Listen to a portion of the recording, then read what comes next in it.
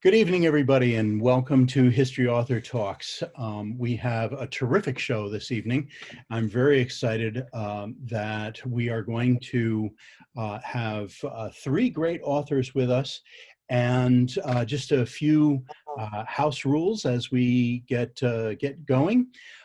If you have questions for the authors during the show, you will use the chat feature that you will see at the bottom of your screen. There's a little chat feature. Those questions come to me. I'm Roger Williams. I'm the host of the show. And I will forward your questions on to our guest host, who I will introduce in a few minutes. And he will be responsible for the Q&A session as we get that going. I also wanted to let you know that our authors' books, including our guest host, are all available at the History Author Talks bookshop. I will be sending you the link to the History Author Talks bookshop during the show. The proceeds for a certain percentage of the proceeds for the History Author Talks bookshop go to support the library of the Sons of the American Revolution, of which I am a member. So that's, I also wanted to let you know that we have a very large audience tonight, which I'm very proud of. We started doing these History Author Talks back in February when COVID hit. And this is just my way of helping my friends and my authors. But I also love to invite a partner, a partner history authors, a partner in history. And tonight I thought it was very appropriate that we ask Carolyn Wallace from Cliveden to join us for the show tonight, and that will become apparent later on in the show as to why Cliveden is appropriate for tonight's show. So that's the last you'll hear from me. You can contact me using the chat feature as well. Your chat goes to me. So with that, I'd like to turn it over to Carolyn Wallace. And Carolyn, you need to unmute yourself there. You're unmuted. So now I turn it over to Carolyn Wallace. Good evening, everybody. I'm super excited to be here, and thank you to Roger for the invite. Yes, I hope by the end of the evening it will make sense as to why I'm sitting here. My name is Carolyn Wallace. I'm the Education Director at Cliveden, the Chew House. It was the site of the Battle of Germantown that happened October 4th, 1777. We are an active historic site in Northwest Philadelphia in the Germantown neighborhood. It was initially constructed as a summer house for the Chew family, completed in 1767. And with the exception of a short period right after the battle when the house was kind of a wreck, their word choice, not mine, the family lived there until the 1970s. As a historic site, we actively interpret through the last owner that moved out in 1972. We opened as a museum in 1973.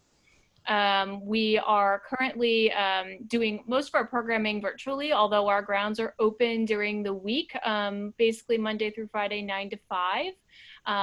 Thank you, Roger, for the plug on. If anyone wants to check out what we've got coming up in terms of programming or events, do visit our website, cliveden.org. You can also follow us on social media, Facebook and Instagram, to see what we're on about there as well.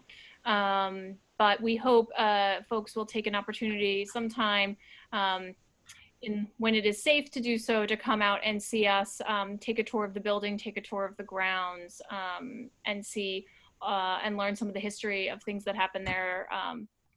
The Battle of Germantown, the history of the Chew family, which includes enslaved Africans, indentured servants, and a variety of stories. So we hope folks will come out and visit us sometime when it's safe. Thanks so much. Excellent. Thank you, Carolyn. It's so nice to have you here. With that, I'd like to then introduce you to our guest host. Daniel Krebs is the 2020-2021 Harold K. Johnson Chair in Military History at the United States Army War College in Carlisle, Pennsylvania, and an associate professor at the University of Louisville in Kentucky.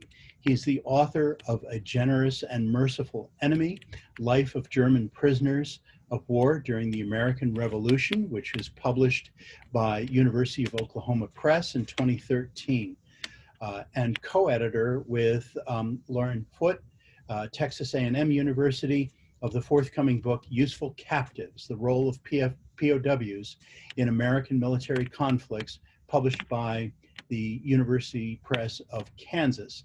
His research and teaching focus on military and early American history.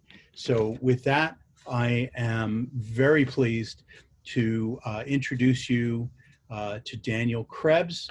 Daniel, you should turn your video on as well. Oh, is my video off? I don't see the video. There we go. Is there? Yep, you're good. Okay. I'm trying to, can you still see my video?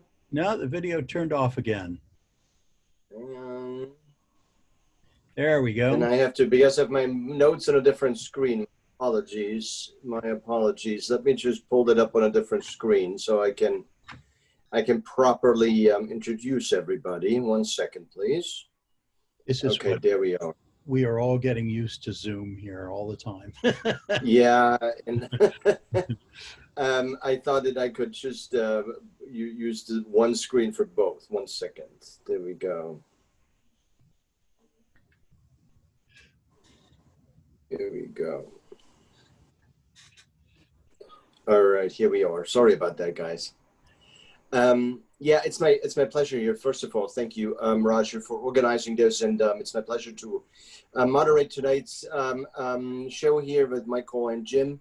Let me introduce both first. On the one hand, we have Michael Harris. Michael Harris is a graduate of the University of Mary Washington and the American Military University. He has worked for the National Park Service in Fredericksburg, Virginia, Fort Mott State Park in New Jersey, and the Pennsylvania Historical Museum and Commission at Brandywine Battlefield. And he conducted tours and staff rides in many of these East Coast battlefields, so well-versed in that area. He's certified in secondary education and is currently teaching in the Philadelphia region. And his first book, Brandywine, was awarded the American Revolution Roundtable of Richmond Book Award in 2014. So that is Michael. And then we also have Jim later on today. And Jim received his Bachelor in History from Temple University in 1996 and his Master's from the University of Illinois in 1999. His main interest is the American War of Independence, on which he has written numerous articles and papers. He's the author of Development of the British Light Infantry, Continental and North American Influences, 1740 to 1765. And of course, then tonight's book, JOHANN EWALD, Jager Commander. And you guys can already see a bit of a theme here. He teaches history at Moraine Valley Community College near Chicago, Illinois, and also serves as the Fleet Professor in the United States Naval War College's Distance Education Department. And here's strategy and war. So in that sense, Jim, we're right now colleagues. I'm in the Army, Army side, you're on the naval side. It's my pleasure to have both of you here. And I believe Michael is starting. Yep. All right. Thank you, Daniel. Thank you, Roger. So Roger originally got me involved with these because Roger got me involved with this book on the 10 key campaigns of the Revolution. And I wrote the chapter on the Philadelphia campaign for that. And the reason Roger brought me into that project is because I've been focusing heavily on research dealing with the 1777 campaign, starting with the first book I did on Brandywine, if you're not familiar with that one. And the first book really covers the period of roughly March 1777 up until mid-September 1777. The first book covers, you know, how the armies got down to the Philadelphia area from northern New Jersey, the British fleet voyage around the Delmarva Peninsula, all the decision-making with that process, and then ultimately the maneuvering through northeastern Maryland, northern Delaware, the engagement at Couch's Bridge, and then a big chunk of that book deals tactically with the Battle of Brandywine. But the first book ends really in the immediate aftermath of Brandywine. It doesn't go much farther with the story. And I actually thought when I wrote that book, I wasn't going to write another one. That was crazy talk. As I went around promoting that book, I realized I had to do the next chunk of the story. So only about a couple months ago, my new book came out on Germantown. But it's not just about the Battle of Germantown. This book picks up literally where the first one ends. So there's a chapter on the Battle of the Clouds. It covers the Battle of Paoli, the decision-making, where how Howe gets across the Schuylkill River, the occupation of Philadelphia, some of the early actions along the Delaware River, including at a place called Billingsport that most people, including some Revolutionary War historians, don't know much about. And then I deal very detailed strategically and tactically on the engagement at Germantown itself. So, you know, that's kind of a basic overview of what I've covered. I'm probably going to have to do a third one because I don't actually get them to Valley Forge in the new book. So there's probably going to be another one coming, but it'll be a while. So that's kind of a basics. And I know there'll probably be some questions and we can go into some detail, but that's the basics of what my research has covered.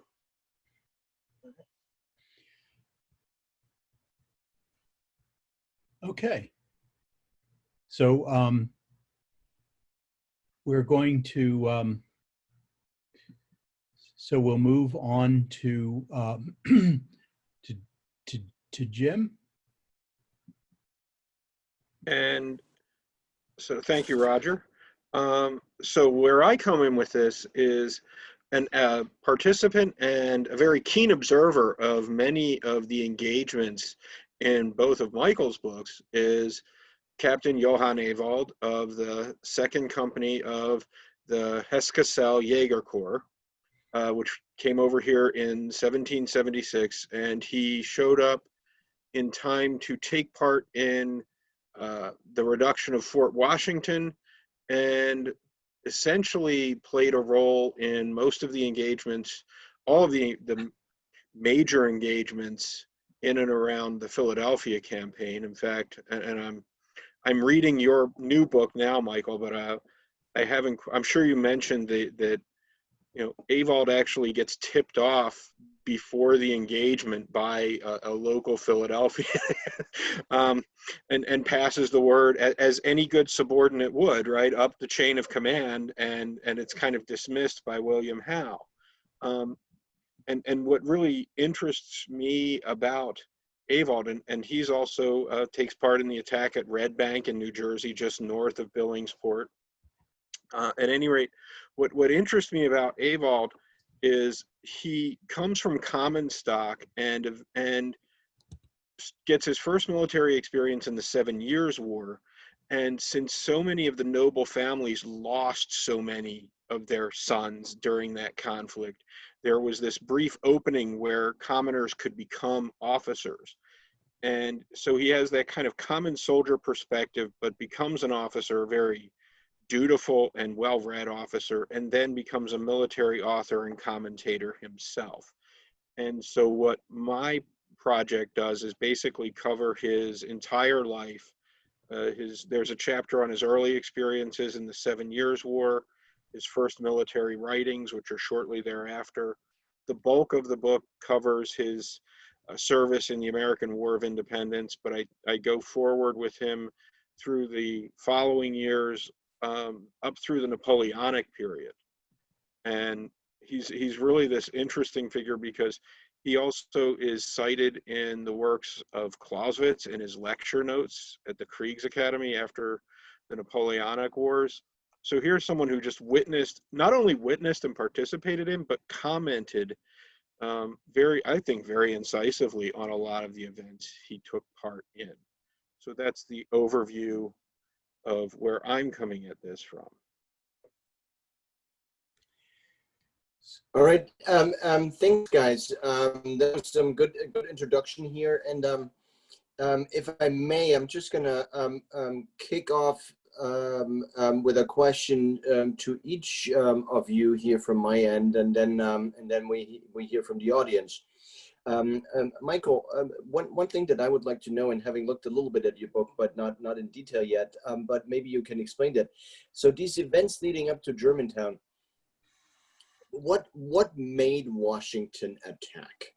After all, we're often taught that Washington is this kind of defensive strategist, that he's employing this Fabian strategy, and here he goes on the attack. I think he's under political pressure. He had been outwitted several times in the campaign. I actually think his decision to move away from the fords at the Schuylkill River was a mistake, opening up access to Philadelphia to the British Army. I think he's under a ton of pressure. And remember that the Philadelphia campaign is taking place at the same time that the Saratoga campaign's occurring. And the first battle of Saratoga had already occurred prior to the Battle of Germantown. And Washington was aware of the results of that engagement. I think he had to do something. I think he knew his job was on the line based on what was happening with the Northern Army. Now he doesn't know this yet, but you know, the very early beginnings of the Conway Cabal are already in motion prior to the Battle of Germantown. Not that he was aware of that, but he knew he had to do something. He hadn't really attacked the main British Army yet. The only time he ever went on the attack was Trenton and Princeton, which were against detachments from the main British Army. That was not the main force he attacked in those two engagements. And then everywhere else were basically defensive battles. And so the action at Germantown is the first time Washington will lead the main Continental Army against the main British Army in the American Revolution. It's the first time he does it. And so I think it was a political motivation. And honestly, they almost pulled it off. Mm-hmm. It's fascinating here. Can you say a little bit more about Washington's strategy? It's complicated. It's even more complicated if you don't have a map of the battlefield. But the plan was basically 5 columns of troops, a mixture of militia and Continental Line troops, are going to use 5 different roads to try to hit the British Army. 4 of those columns were meant to hit the British Army, or the portion of the British Army that was camped in Germantown, while a 5th column was meant to serve as a distraction to the garrison in Philadelphia. Because keep in mind, Germantown's a good 6-7 miles outside of Philadelphia in 1777. It's not part of the city like it is now. So 5 different roads. They all left at different times because the theory was they were all supposed to arrive at their jump-off points for the attack are roughly at the same time. It's very complicated. They march all night, and they actually pull that part off. I actually disagree with a lot of earlier histories. You really look at the primary sources, all those columns basically got to where they were supposed to within 10 or 15 minutes of each other, which, considering the logistics of that, is pretty amazing. And so he basically wanted to crush that British force that was camped in Germantown, and then I don't think he meant to reoccupy Philadelphia based on that attack, but I think he wanted to crush that force, drive it into the peninsula that Philadelphia sits on, and then block those troops and starve them out, which is what the whole reason they go into the whole river war in the aftermath of Germantown, to hold the river forts. That's the next book. Yeah. Excellent. And if I may bring Jim in here, because he's obviously looking at a big part of that war, although what we often call those small and those partisan efforts here. And you hinted already a little bit at why you studied Johann Ewald there. Can you say a little bit more about what was Ewald's war like? What was he, you know, how were these units used, and, you know, were those units often, can we compare them to the American Rangers? What is going on here in Ewald's war that made him so interesting for you? Well, as far as the Rangers go, my first question would be today's or like Rogers Rangers. Because if it's Rogers Rangers, I would say Ewald is very much, in fact, the first book that sort of got me into this on the development of British light infantry looked at really the European background with Croats and Pandors and their introduction to Central and Western Europe during the War of the Austrian Succession. And George Augustus Howe, William Howe's older brother, experiences this in his early campaigns, and both George Howe and later William are very invested in the development of a British light infantry. And I think in order to expand those troops during the American War of Independence, the British, when they send Colonel Fawcett to the continent, are shopping for specifically light troops, and the Jagers, again, were developed, as you well know from your research, in Prussia and the different German states as a response to the Pandors and Croats, because the regular line infantry couldn't handle them. As getting to Ewald's war, he specializes in scouting, raids, ambushes, and gathering intelligence while simultaneously trying to disrupt whatever plans the enemy might be trying to put into practice. And that, I think, covers the roles of, you know, partisan war, Kleinkrieg. So. Mm-hmm. Thank you. Going back to Michael, and a little bit, you know, following up on that a little bit, what Jim just said, and, you know, drawing some kind of connections. If Washington failed there in the end, if you will, what was the ultimate then, you know, reason? How do you explain the outcome of that battle? I blame Washington. I'm going to try to not take up too much time because I could do a whole hour on that. First of all, Jim, I got to read your book because I'm a huge fan of Ewald. I find him fascinating, but that's you know, we can get into that another day. But so what happens is they have the Americans on the morning of the attack, when they actually start their assault, there is a great deal of success. They drive back probably 2/3 of the force that the British had camped there. They absolutely crush James Grant's wing of the army, crush it to the point where it was collapsing and running.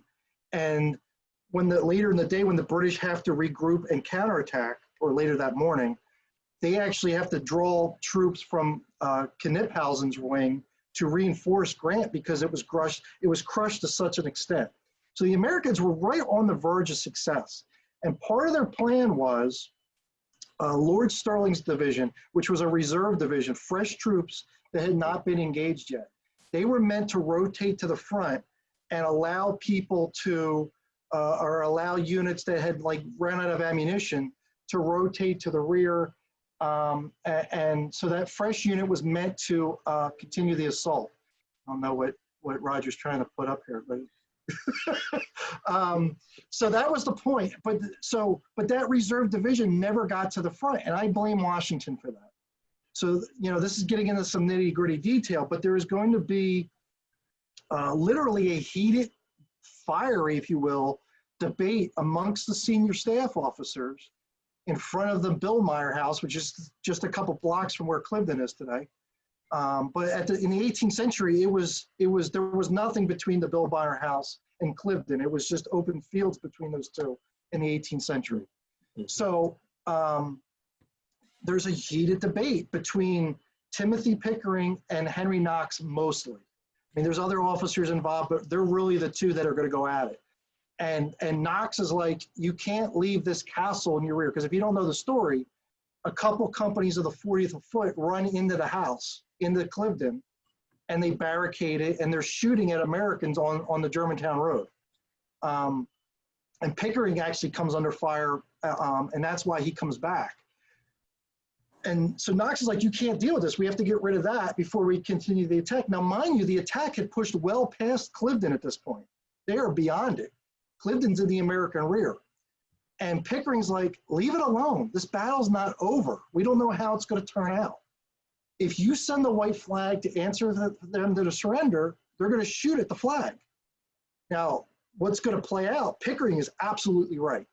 But Knox, for God knows what reason, I still don't understand why Washington put so much trust in this man. Knox is the guy to win the argument. And so that reserve division never moves to the front. They are now going to be deployed to deal with Clifton. So really the decision that Washington makes after that first hour and a half or so of the battle is what's going to turn the tide. Because then the focus becomes Clifton, the British regroup, counterattack, and drive the Americans off the field. Mm-hmm. So, Jim, 1 second, I got something for you too, but just to follow up a little bit on what Michael said, can you, since you mentioned that, you know, that Washington trusted Knox, can you explain a little bit, and this goes to, you know, what has almost become kind of like a founding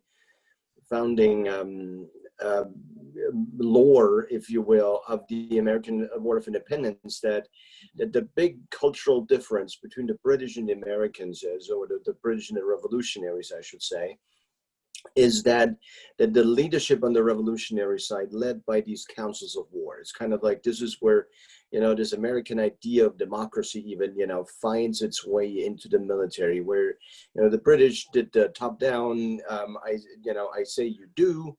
American commanders, especially Washington, and we know it famously, you know, in many books portrayed, Trenton and others, Princeton, would talk and have a council of war and lead to that.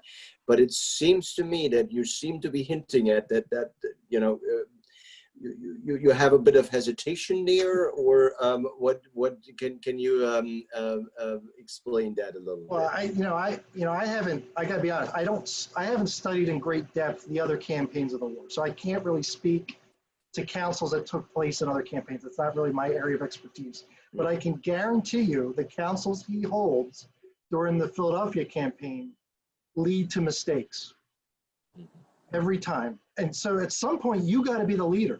You got to be the man to make the decision. And when half your officers say one thing and half your officers say another, and that's usually kind of how it plays out.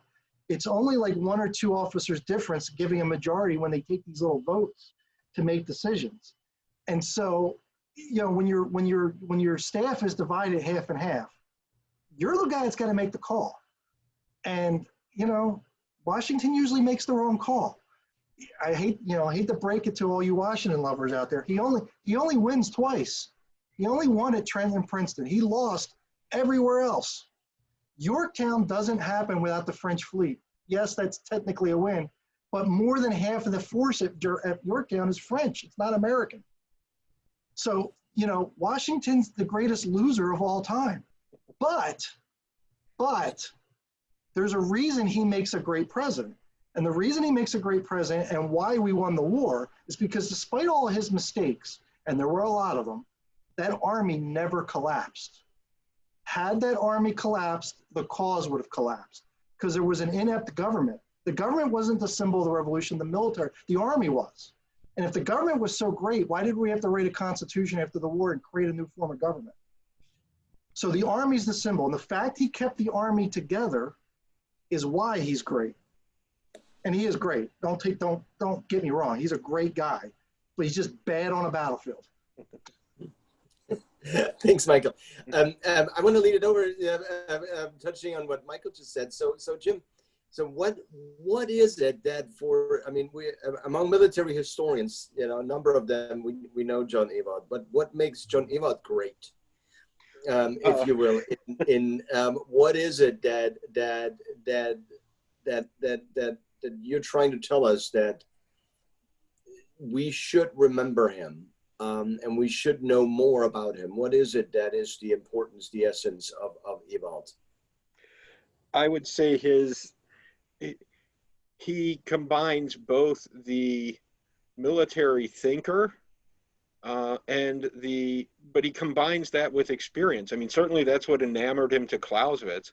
When Clausewitz recommended read, if you want to understand partisan war, read this guy Ewald, because after he returns to Europe, he writes 4 or 5 treatises. The most famous is on the duties of light troops, but he had written a first treatise which I translated just after the 7 Years' War, when he's already talking about the duties of light troops.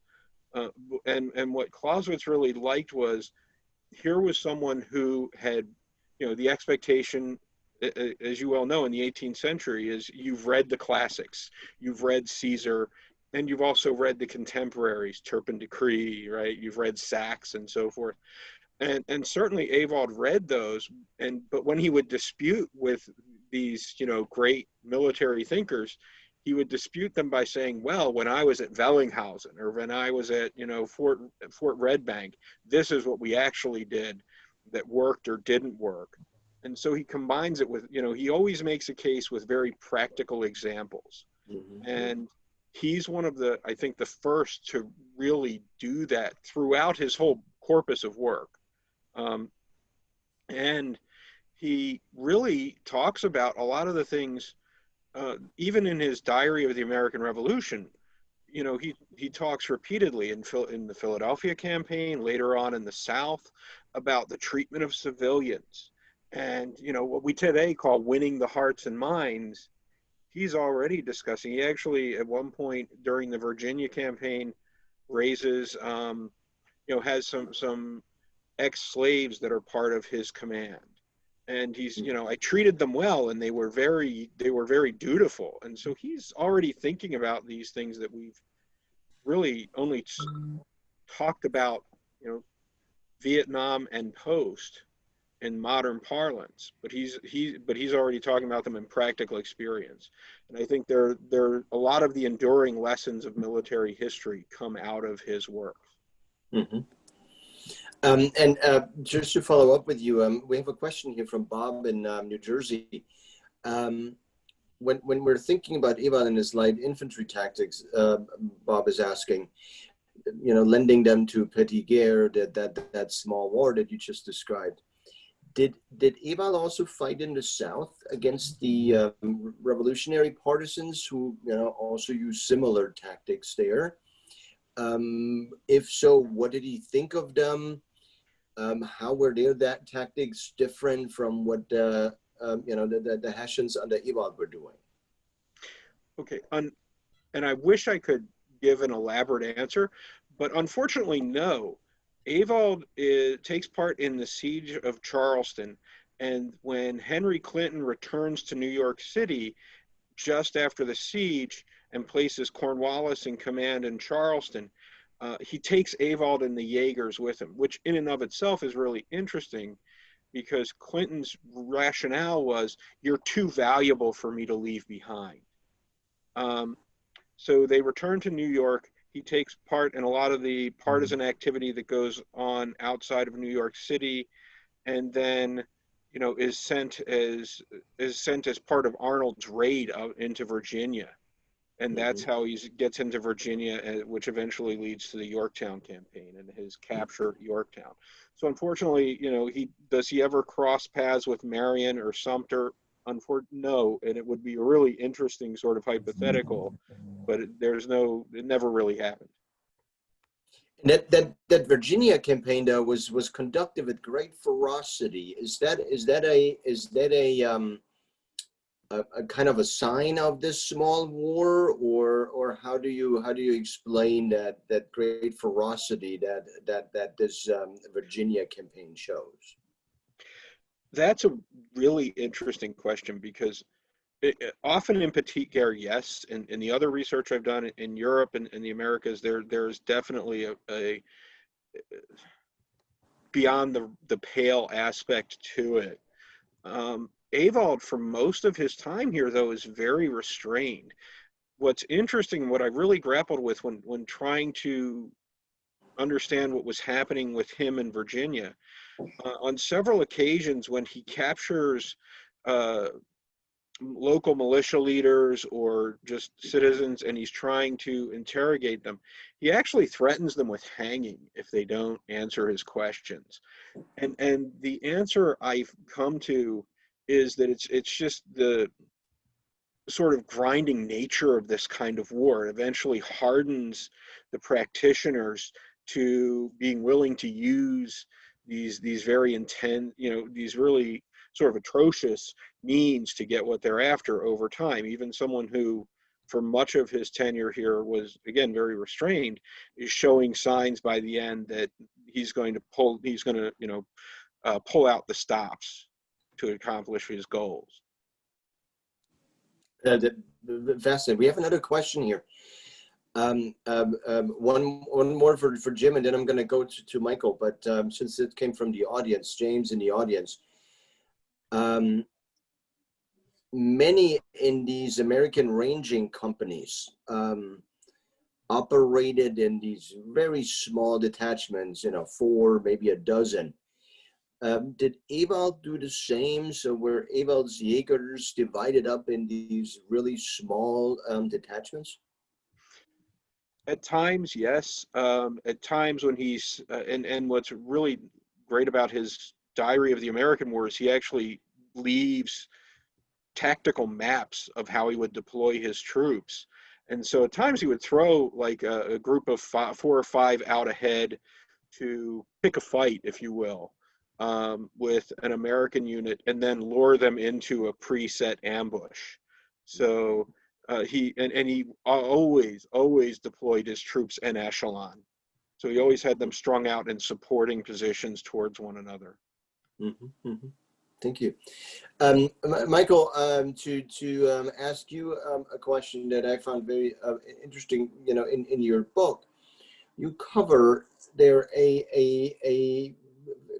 episode that is often not very not discussed that much, Billingsport, New Jersey, in that 1777 campaign. It's always interesting, historians always, they find these small little snippets, and there's some great importance there. Can you explain that a little bit more? Yeah, so there was a series of fortifications along the Delaware River meant to guard obstructions that were actually in the river. So they sunk the Americans had sunk these things called chevaux de frise, these spiked obstructions that were chained together, sunken below the waterline, meant to keep the British fleet from coming upriver, which is going to play a huge part in the last third of the Philadelphia campaign, because the British are kind of starving out of the city. They don't have enough supplies coming into the city. And so as long as the Americans maintain these fortifications, the British fleet can't remove the obstructions from the river. And so the process of removing those obstructions and eliminating the threats of those fortifications actually begins right before Germantown. So, when I was doing the research, I started finding references in the primary sources to this action. And I'm thinking, A, where is this? And B, what is going on? Now, mind you, I grew up literally a mile from Red Bank Battlefield. Billingsport isn't that much farther south, and I never heard of it growing up. Didn't know where it was, didn't know anything about it. And the town it's in was our high school rival. And I still didn't know nothing about it. So so I'm digging, I'm thinking, is this place even exist? Is there anything there? Let me start there. And so, I do the Google Earth thing, and I'm like, and there's a Fort Billingsport Park. I'm like, well, let's go. It's over near the family. We'll go visit the family and we'll go check out the park. It's literally this strip of land surrounded, if anybody's ever tried to find it, surrounded by oil refineries. Yeah. I defy you to go there. So it is New Jersey. It's in New Jersey. It's on the Jersey side of the river. It's probably about, if you could, walk along the bank of the river, it's probably only, I'm going to guess now, between 5 and 10 miles south of Red Bank. I don't know about the Mhm. exact distance. I'd have to double check that. But it's basically just north, if you know the Philadelphia area, it's just north of the Commodore Barry Bridge. So basically where the Commodore Barry Bridge is where the British ferried 2 regiments over to attack the fort. Mhm. So on October 2nd, this is 2 days before the Battle of Germantown, Howe wants to start getting control of the river. He sends the 10th and the 42nd afoot from the British camp at Germantown. So that weakens that. It's one of the reasons that camp is weakened, strength-wise. They march to the village of Chester, and then the fleet ferries these 2 regiments over, and they assault Billingsport. Actually, I did that wrong. I think they left on the 1st, and the assault takes place on the 2nd. Yeah, I might be having that wrong. It's right before Germantown, and so it's a really minor action, but I felt like the story needed to be told. It's New Jersey. The New Jersey militia lines up along, I believe it's Mantua Creek, and they get pushed back. They don't put up much of a fight. I mean, it's militia we're talking about here. But when they get pushed back, the trail that led to Fort Billingsport was now wide open. And there was a Pennsylvania militia company actually manning the fort. And once the New Jersey militia gets pushed away, the British commander's like, well, I don't need to deal with them anymore. He turns left and goes to the fort. And the Pennsylvania militia has no chance. I mean, it's less than 100 guys. And they basically, the Pennsylvania Navy, this naval militia in the river, puts them on rowboats and gets them out of there. And they actually ferry them up to Fort Mifflin. So it's a really minor action. But I found enough primary sources to tell the story. And then when we were editing the book, my editor's like, you need another map here. So it got its own map in the book. But it's fascinating because I grew up so close to it and never knew about it. And now, I've been talking to people like other historians, and I'm like, do you know much about this? And they're all like, never heard of it. So I felt the story needed to be told. So. What you just said when you mentioned militia, Michael, leads me to ask Jim, and sort of following up on what Bob here was asking earlier from the audience. If Ewald was not that much engaged in Virginia in the South, how did he fare against these American ranging units, if you will, that were fighting in the North? I'm thinking about Long Island, New York, New Jersey. There was quite a bit of partisan war going on, and on the revolutionary side as well. So how would you compare then those 2 sides? And if I may, just from my own research, I know that as the war dragged on for the British started calling to Germany for ever more of these light troops. And so how do you explain that based on your research? And so there's really 2 questions there, and both of them really, so the first one, how does Ewald fare? Over time, there's a very clear progression where I think 2 things are happening. On the one hand, the American partisans are improving. And it's not just Ewald and his Jagers. They they're brigaded together with the Ansbachers and also the Queen's Rangers, and as well as Tarleton and his British Legion. But really, John Simcoe and Ewald form a very close friendship and partnership, and conduct a lot of operations together in the neighborhood of Westchester, New York.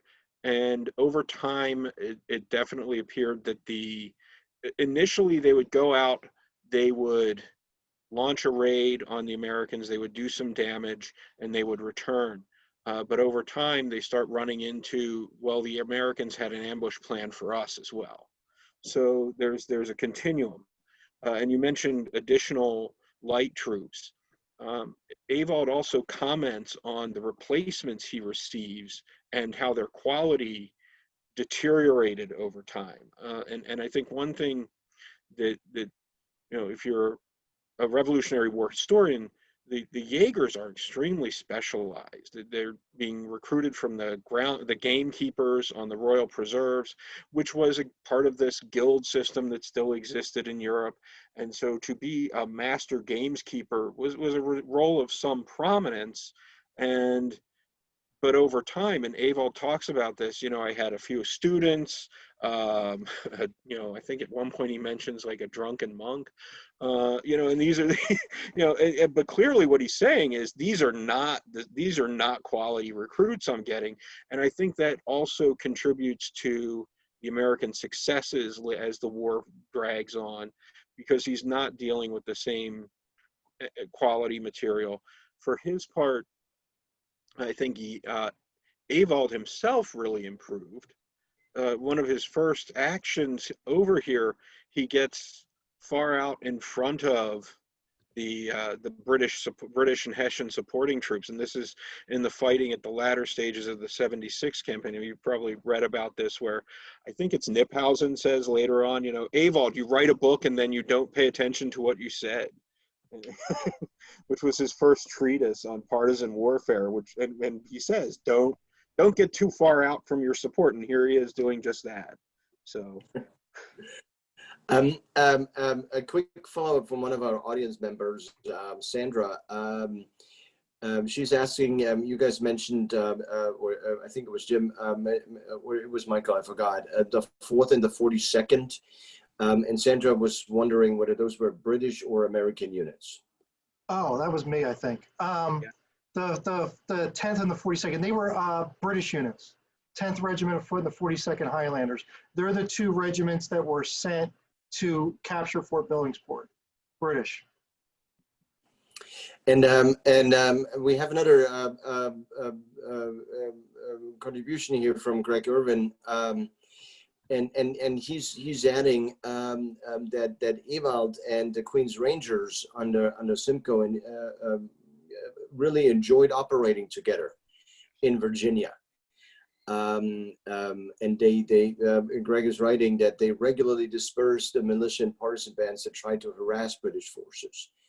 And there was even one quote that Greg put in here from 1784, so just after the war, when Ewald wrote to Simcoe from Germany, I still remember me with the greatest pleasure the campaign in Virginia, that campaign under your command. So what you just said, Greg here just added that comment here about here the cooperation between those two.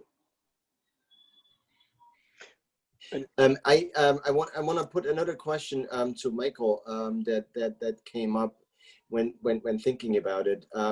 Seen in a kind of the larger context of this entire 1777 into 1778. Would you describe Washington as an aggressive commander, although he lost a lot of battles? Ooh, that's an interesting question. He wanted to be aggressive a lot. Was he aggressive? Well, certainly at Germantown he was, and certainly at Monmouth he was. But was he overall, well, in Princeton's aggressive? Yeah, I think his mindset was always to want to be aggressive. But I think he's often bit by those councils of war where his subordinates were not behind him. And so I think he probably actually would have been aggressive at other times if he had the backing of his division commander. So my overall thought is yes. Yeah, I mean, especially since, when you're thinking about it, he wanted to attack Boston and, and New York. So that's always, something that struck me a little bit, that Washington was quite, was looking for the offensive. And of course, the daring attack toward Yorktown is, I think. Yeah, and I can think of another one too. Like, in between Brandywine and Germantown, everybody kind of knows about Paoli, but I don't know if everybody actually understands why Wayne Anthony Wayne was actually back there. He wasn't back there just to play games with Howe. The plan actually was Washington maneuvers most of the army to cover the river fords along the Schuylkill River. And the plan was, as the British were attempting to cross and ford the river, Wayne was just supposed to attack them in the rear. That's a very aggressive strategy. It doesn't play out because loyalists tip Howe off and they go after Wayne before they even go to the river. But the actual reason he was back there was very aggressive. Mm-hmm, mm-hmm. We get another question from the audience here for Jim. Were Ewald's troops ever deployed to fight Native Americans? And if so, how did they fare? No, they were not. So. Mm-hmm.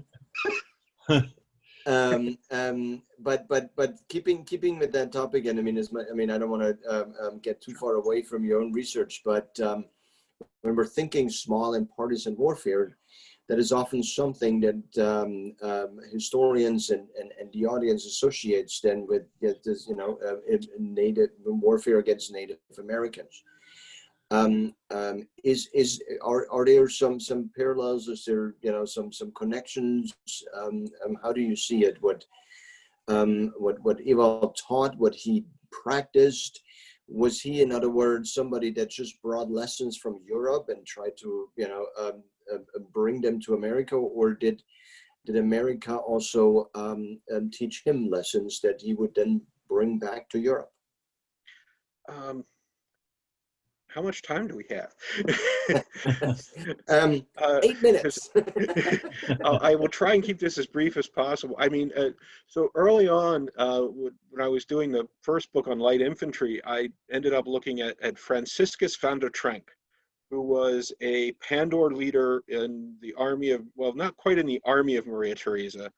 They tolerated him until his excesses he was actually imprisoned by the Austrians, whom he had fought for because he was too out of control.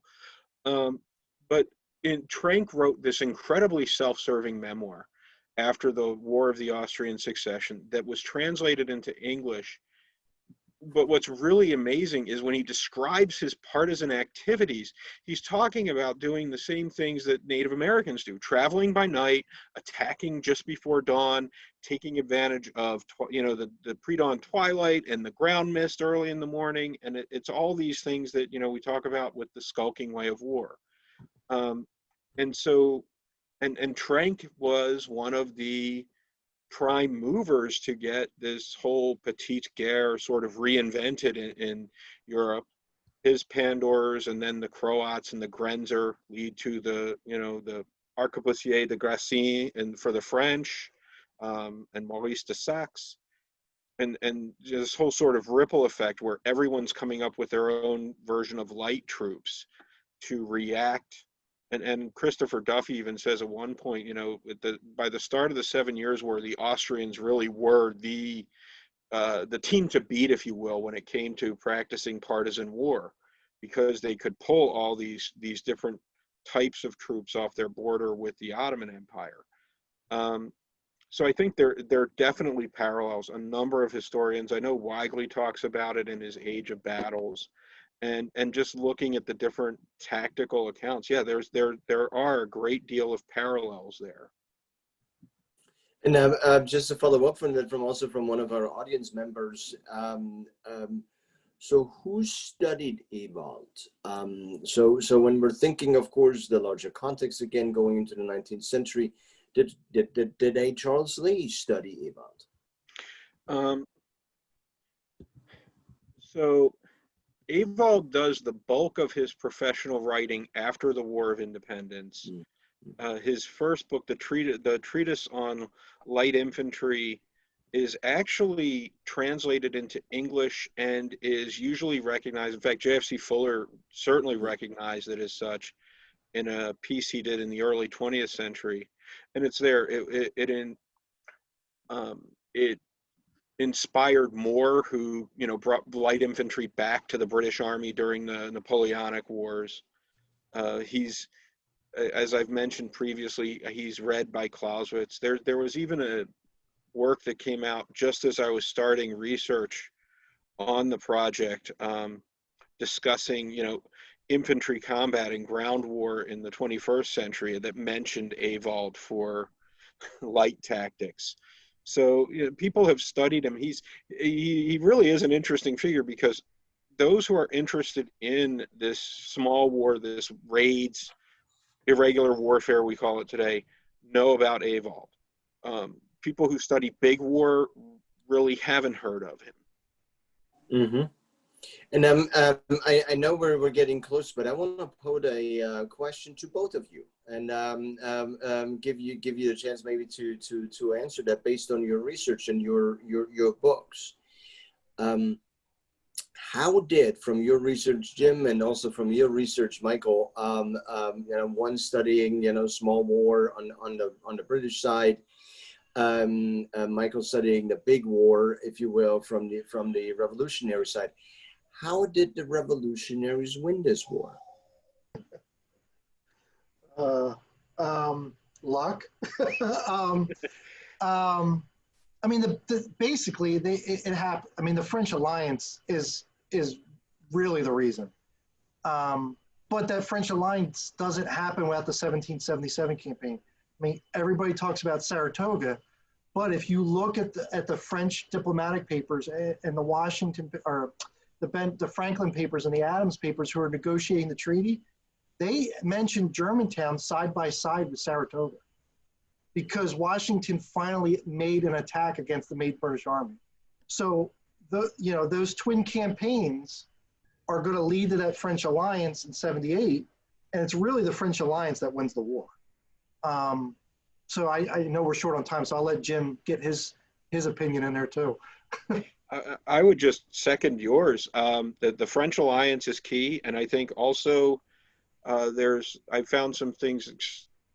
As you know, I've been looking at the river forts as well, and there's correspondence even about the defense of Fort Mifflin later on that goes to show that the Americans are tenacious. Not only have they won this victory in New York, but even after they've lost their capital, they're continuing this fight. They're not giving up easy, because I think one of the big things involved in convincing Louis XVI and his ministers, how determined are the Americans? And I think the fighting along the Delaware River really shows our determination in the end, even in the face of losses. And I think one thing that we always miss is, one of the key tactical victories, Red Bank, that happens just around the same time as Saratoga, and the best that the Hessians had to offer were repulsed here. Now, granted, I think Von Donop made a lot of very bad decisions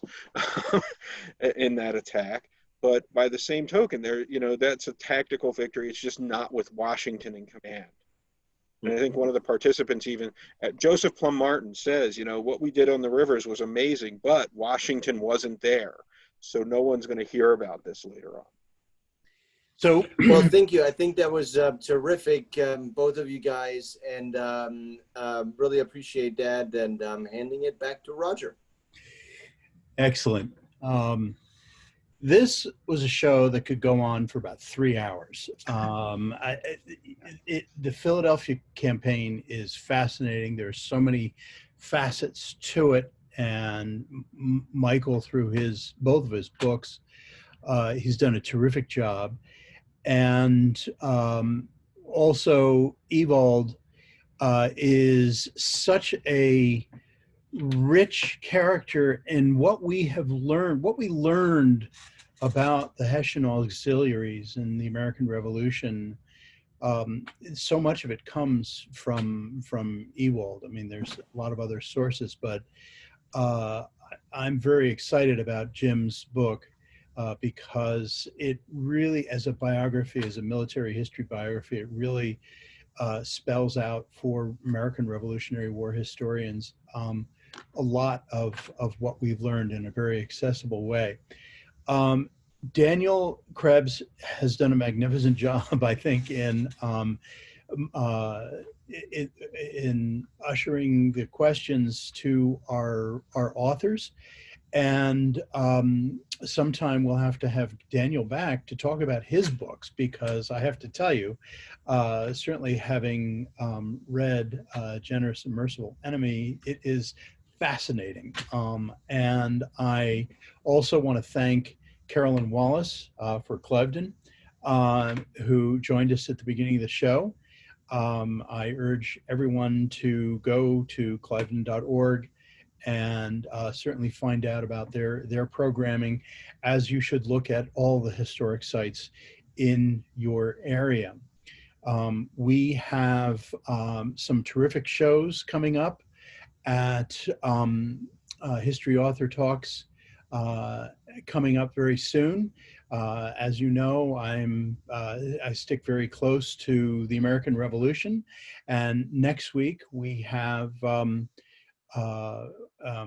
Fighting for Freedom, Soldiers of African Descent, the American Revolution, with Alan Gilbert, author of Black Patriots and Loyalists, and John Reese, author of They Were Good Soldiers. And our guest host is going to be Gregory Irwin, who is also going to talk to us about a book that he's working on the Virginia campaign, and we're going to learn a lot from Gregory Irwin. So we've run a little bit over this week, but I want to thank you all for joining us, and we certainly hope that you'll sign up for our next show. Thank you all very much. Good night. Thank you. You.